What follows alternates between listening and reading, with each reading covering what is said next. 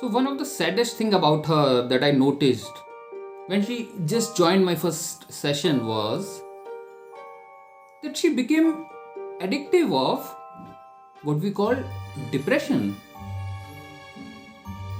She started feeling guilty for feeling happy. And she was not just sad because I have personally known the sadness for a very long time. And I work day in, day out with the people who are sad. But she was cold with a very deep, hollow feeling inside.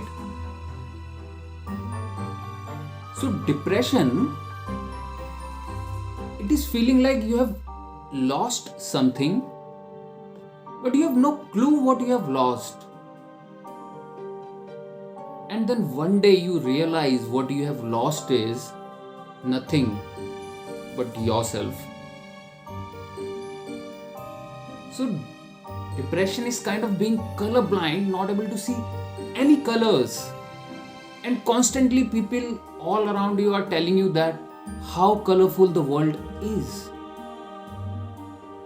There is a very symbolic story. Once a person came to a doctor complaining that there is something severely wrong with me. I'm hurting all over me, and I'm very sad. Doctor did all the tests, came out normal.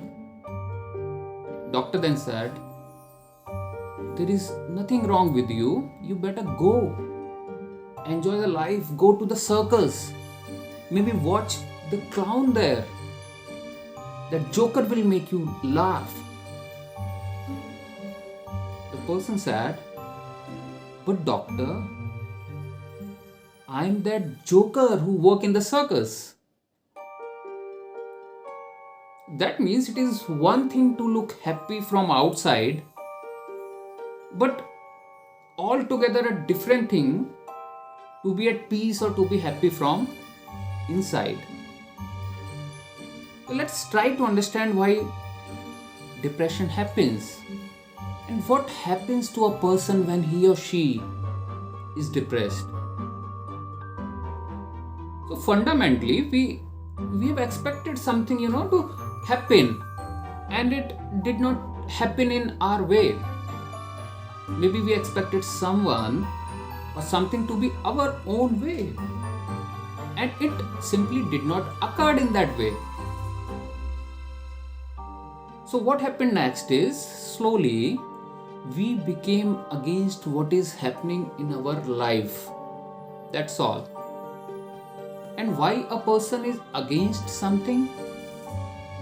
This is simply because things are not going our own way like we have wanted.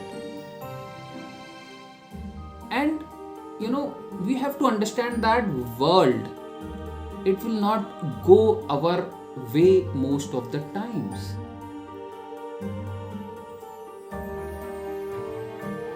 So the only thing that is in our own hands is how we respond to the people, to the circumstances, to the situations without reacting. And also understand that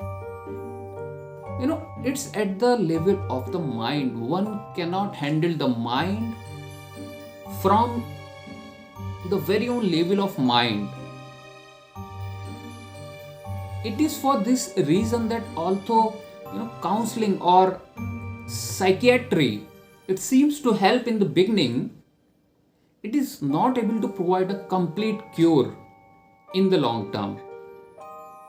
Just forcing the positive thoughts on oneself, it is not enough, and more often it leads to a more desperate situation instead of recovery.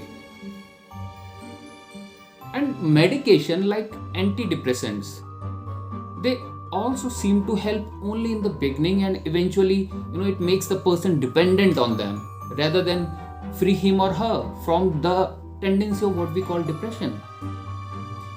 And this is where the practices, which I just want to conclude this discussion, the practices like meditation and deep breathing, That's, these practices comes in the picture.